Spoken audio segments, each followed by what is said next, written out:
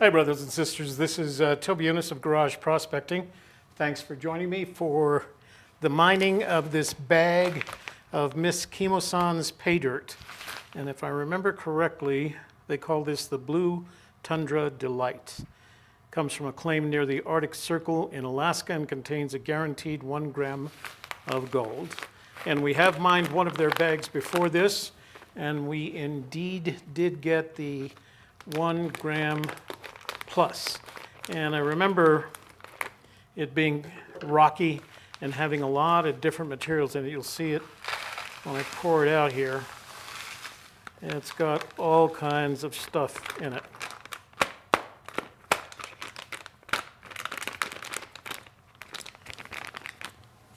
Already see lots of quartz, some pyrite, some mica. But look at the size of some of these in here. So here's the plan. We're going to classify it through a 10 mesh. The plus 10 will go into the mighty mill. We'll check it for any nuggets, because that would be a great size nugget. The minus 10 is going to go into the cleanup sluice. The minus 20 is going to go through the spiral. The minus 40 is going to go through the blue bowl.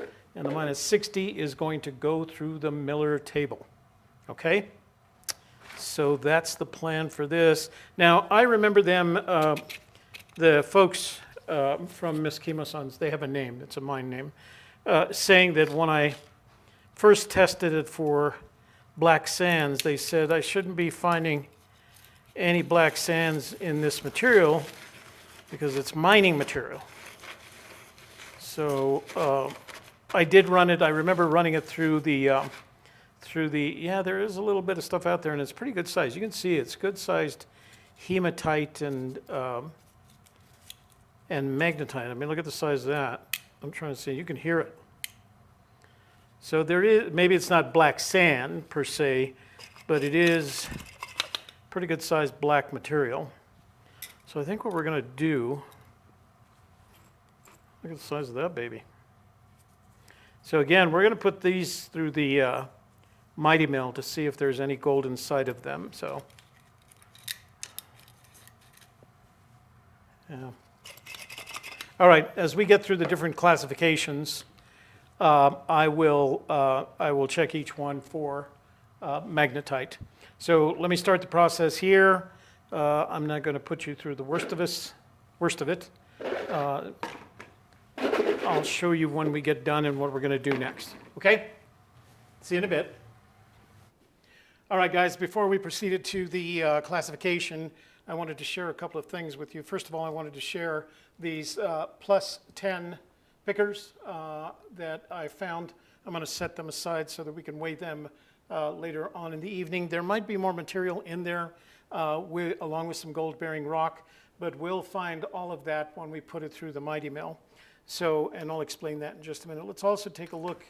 This is the minus 10 material that's going to go through the sluice. I thought we'd take a little close-up look at it, see what we've got in the material. Lots of different kinds of rocks. Granite. There's a little bit of quartz in there. There's a lot of this material holding either mica or pyrite, but I really like these for the mighty mill because I feel some of these could contain some, look at that beautiful piece of quartz there, could contain some smaller gold flakes in them. Sorry, a little jump there. And again, this is the minus 10 material that's going to go through the sluice. So very varied with some big rocks.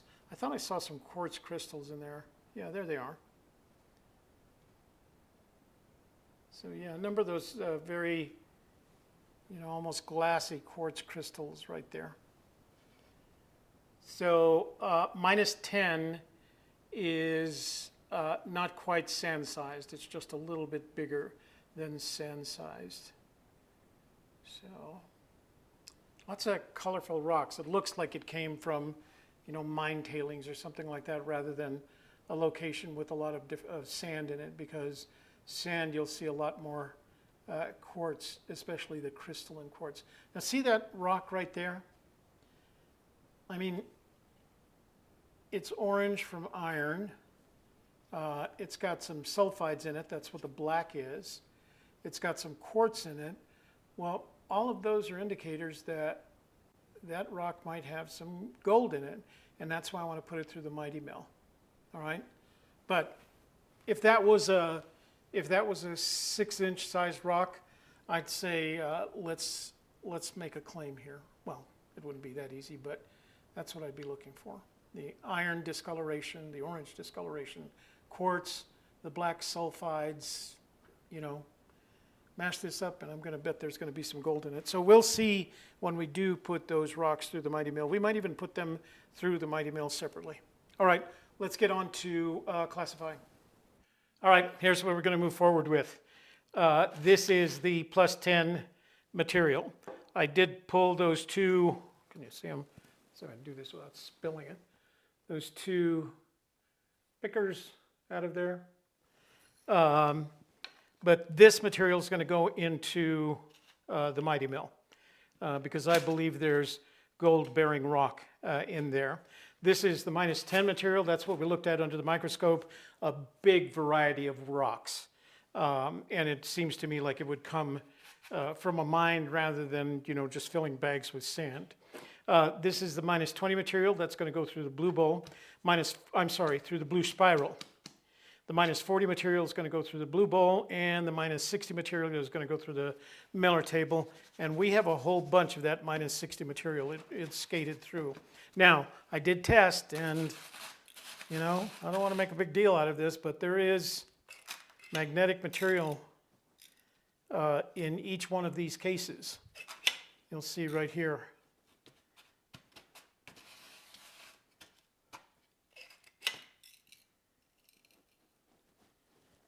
So, but I've decided not to run it through the dry magnetic separator. I don't know. Sometimes I make that decision and I regret it later. But I can live with it. Just means I have to work a little harder to get the gold out of it. Okay? All right, guys, here we go. I have set up the mini cleanup sluice. I've got the DC regulated power supply set to 7.4 volts, and I've already added jet dry, and I brushed out the bubbles. So as you can see, we don't have a lot of material to work with today, so we're just going to pour it in at a reasonable pace and see what happens. I'll shut up now and speed this up for you.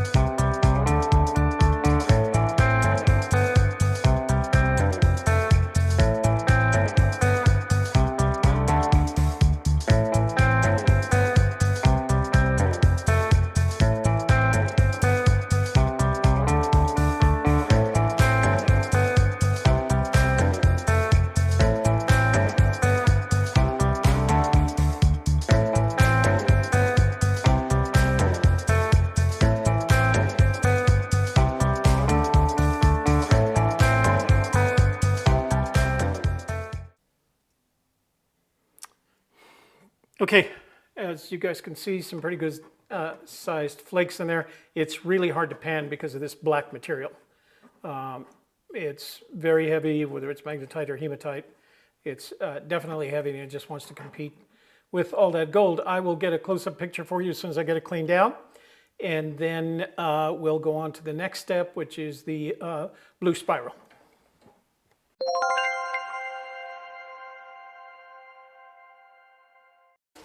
All right, guys, here we go with the Desert Fox Blue Spiral. This is the -20 material. Now, I'm actually hesitant to do this because the last time I ran material from these folks, they advised me to run everything through the sluice and that I would have better results. But I'm just a fan of using all this equipment, I guess. I don't know how else to describe it. All right, now here we go.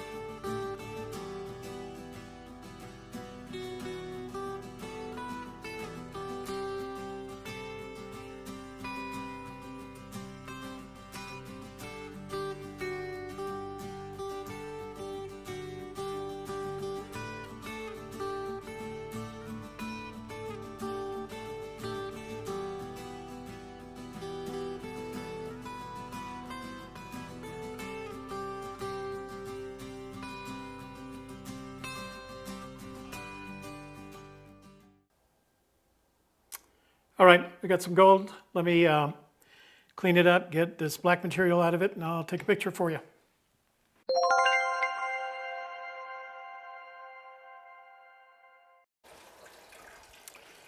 All right, friends, here we go with the -40 material, and we're going to do that in the blue bowl.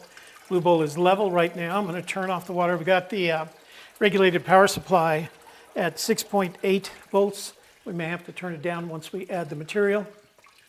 Let me get that out of the way, make sure. You always want to make sure your blue bowl is perfectly level. And once it slows down just a little bit, we're going to pour the material in, and then we're going to spread it out. Give it something to work with. So this is pretty light stuff.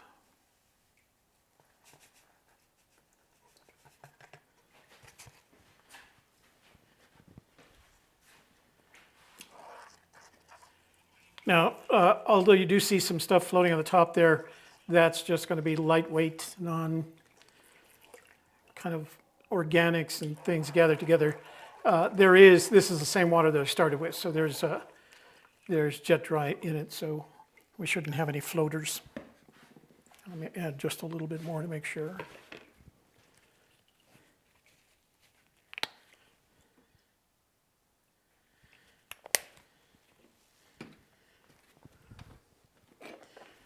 I like spreading the material out around the bowl as much as I can. Give it an even chance. And it's easier to do with a spoon. Then what I'll do is I'll take the baster, it's the proper kitchen name for it, and I'll move it away from the volcano. That's what I call a volcano. I'm sure there's a engineering term, a mining term for it, but I don't know what it is, so I just call it the volcano. All right, now we'll take this run around the outside of the volcano and just move the material away from the center of the bowl. And I will adjust the speed and the height of the water once we get started, all right? That's all there is to it. So we'll turn on the regulator and I will shut up.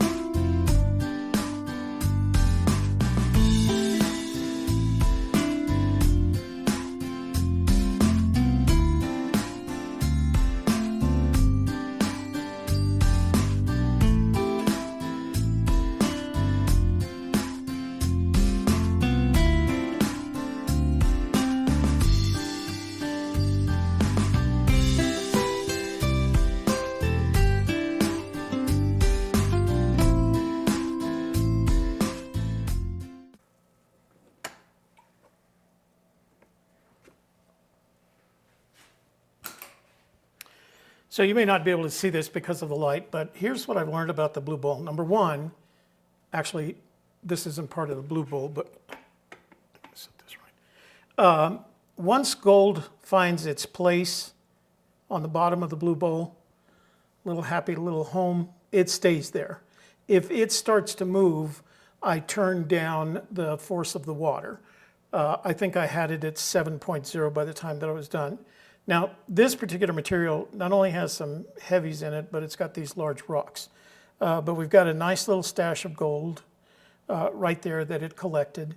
And what I'm going to do is I'll clean it out, get as much as I can out by panning it, and then we will move on to the miller table. Of course, I'll get a picture of it for you so you guys can see what it's done. But yeah, it's this Alaska material. I know, well, it is Alaska material. Just has a lot of heavies with it. So you got to work to get it out, get it free. Okay. So give me a couple of minutes to get this cleaned up, and I will take a picture for you, and then we'll get on with the miller table. Okay?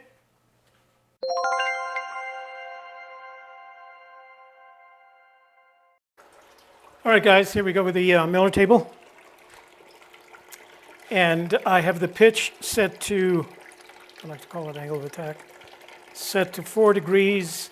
And I have the DC, or the regulated DC power supply, set to 9 volts. And what that's giving me is a nice little waterfall right here. So I ran 1/4 of a test spoon before I started, and it left some gold right along this line right here. So little tiny bits of material. So let's see how we do with the rest of the bowl. Now remember, this is the minus 60.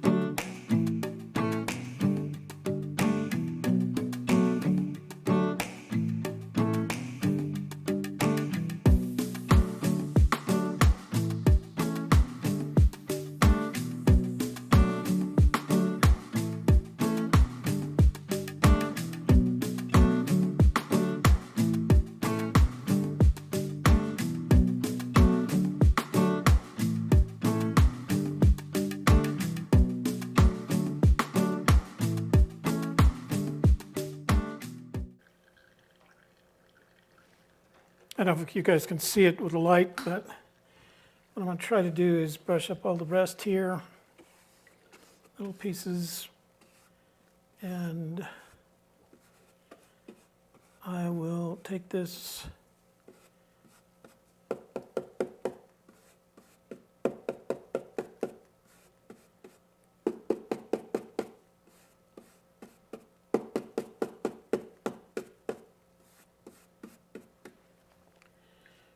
a little pile of gold. Let me see if I can pull it out of here so you guys can see it.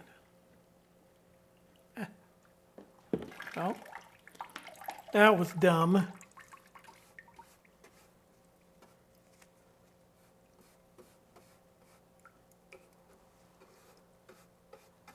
Okay. Let's see if we do this.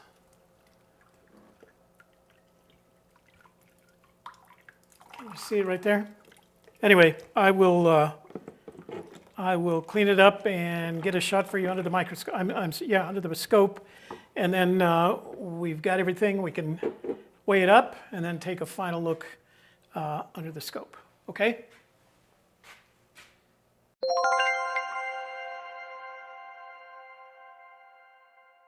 All right, you guys ready for the weigh-in? Let's do this. Turn that on, you should be able to see it. And I'm going to tear it out.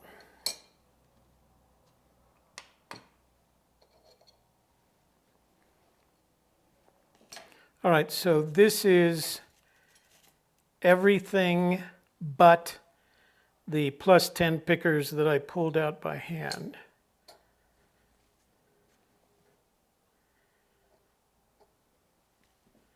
.06055. Let's let it settle down. And then these are the pickers that I pulled out.